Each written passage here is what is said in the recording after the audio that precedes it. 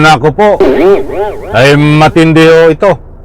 Itong natuklasan dito ho kay Senador Bongo Lloyd.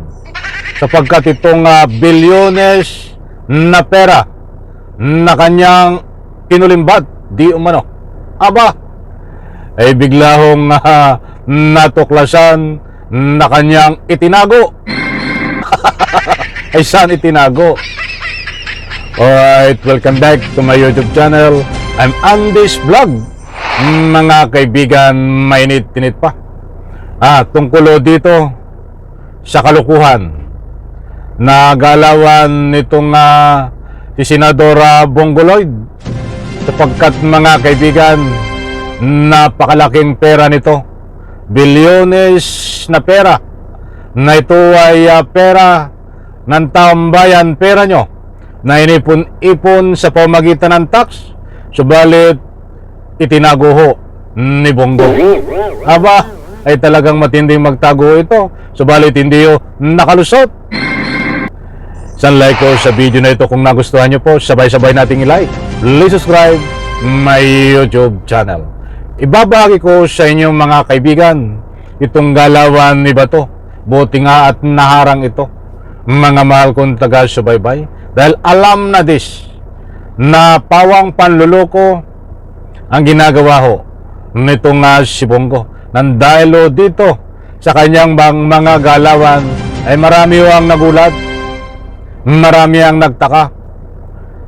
Dahil doon ho sa kanyang mga galawan na ito ay nagkaroon po ng pagkakataon para itong kanyang tinatago na bilyones na pera ng taong bayan na kanyang kinulimbat ay matuklasan na itinago niya. Ano ang dahilan, mga kaibigan, bakit niya itinago? Malalaman niyo dito sa ibabahagi ko po sa inyo.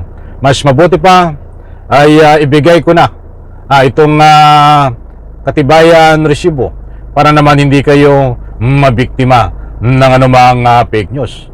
Samahan niyo po ako panoorin hanggang dulo ang vlog na ito, at nang sa ganon lubos nyo pong maunawaan. Ito ho, talagang ay sandali bago tayo magpatuloy.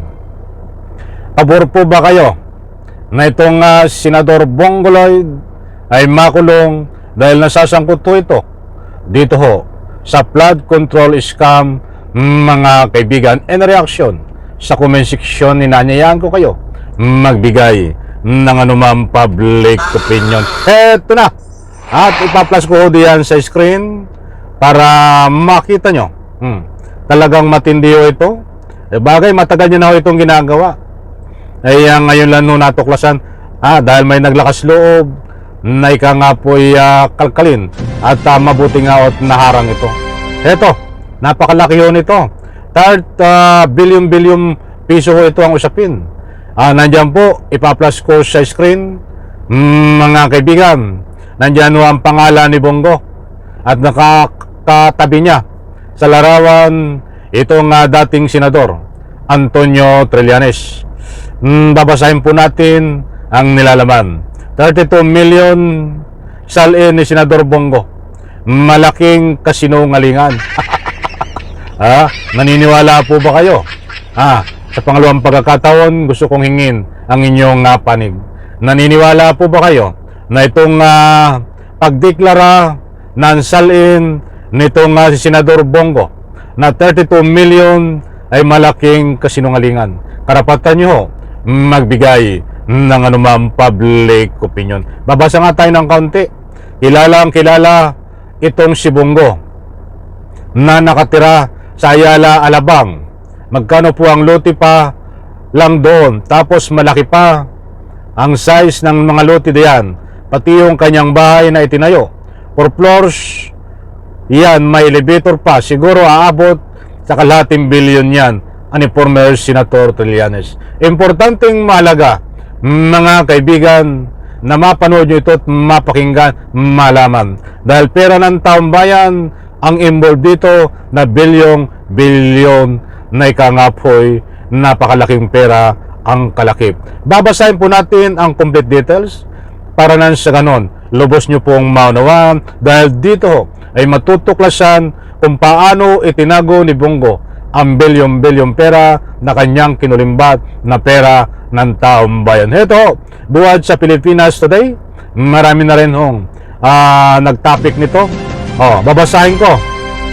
Tinawag ni former Senator Antonio Trillanes na malaking kasinungalingan at tahasang panluloko sa taong bayan ang pagdikdeklara ni Senador Bongo ng 32 milyong halaga ng Statement of Asset Liabilities and Net Worth, yung SALM. Nang ma-interview ng DCMM at teleradyo nitong Miyerkules, October 29, sinabi ni Trillanes na maraming nakakaalam na sa Height and Exclusive Subdivision na Ayala Alabang kung saan malalaki ang cut at napakamahal ng lote. Nakatira umano si Bongo at sa tante niya sa dating senador ay aabot umano sa 500 million ang halaga ng bahay roon. Ito pa, wala pa raw nasabing pagtaya ang mga sasakyan ni Go ayon kay Trillanes. Mga auto ni Bongo, ano ba yan? Mga Escalade na SUV na bulletproof at higit 10 milyon yan. Isang sasakyan pa lang. Merong mga backup vehicles pa, tapos hindi pa nagpipirmihan sa isa kotse, papalit-palit. Tingnan nyo lang ho yung nasa garahe na yan, sa bahay niya, talagang doon pa lang siguro aabot ng 200 million sa kotse pa lang dagdag ni Trillanes. Binanggit din ni Trillanes ang dati at ilang bisis na pinagyayabang ni former President Rodrigo Duterte na bilyonaryo itong si Bongo sa Davao City, kaya't nakapagtataka umano kung bakit 32 million lang palang deklaradong kabuang yaman malapit na kalyado ni Duterte. So mga kaibigan, hindi po tayo nagpapakalat ng anumang fake news sapagkat ang dami ho ang nagtaka, marami ang nagagalit, marami ang hindi ho makapaniwala dito sa idineklara na inilabas sa salin ni Bongo na 30 milyong pesos lang ang halaga. Datapuat sa puntong ito ay meron pong mga batayan itong isiniwalat ni dating Senador Antonio Trillanes na napakarami niya na ikangay tagong yaman, mga kaibigan. So abangan po natin mga mahal kong taga-subaybay dahil dito sa ikanga po mga salin na lumabas na hindi ka panipaniwala ay pumapasok ko dito ay itinago ni Bongo itong mga bilyones, mga kaibigan, na lumalabas sa investigasyon na kanyang nakalimbat, mga kaibigan, di umano kahit pumapasok ko doon yung ika nga po itinago. Ang dami hong nagbibigay ng anumang public opinion na talagang sinadya magpanggap na sila ay 32 million lang, gawain nila yan. Para na siya ganon, ilihis ng issue, kunwari, ayun lang ang pera nila. Ba't tandaan po natin, mga mahal kong taga-subaybay, hindi ho, iisang araw.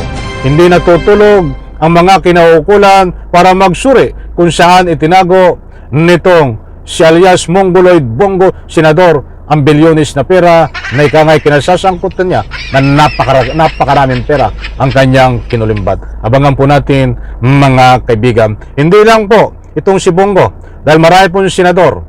Ang ika nga po ibinaba ang kanilang salin, katulad itong si Escudero, na natapik na natin na kapag nakabili ng 51 million ng ika nga regalo na sinsing kay Heart Evangelista.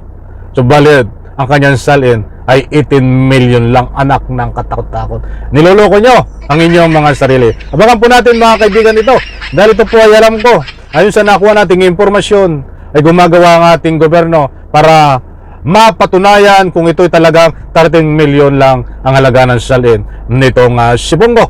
At makatuwid po dito, ipinaliwanag ko po kung paano itinago ni Bongo ang bilyones na pera.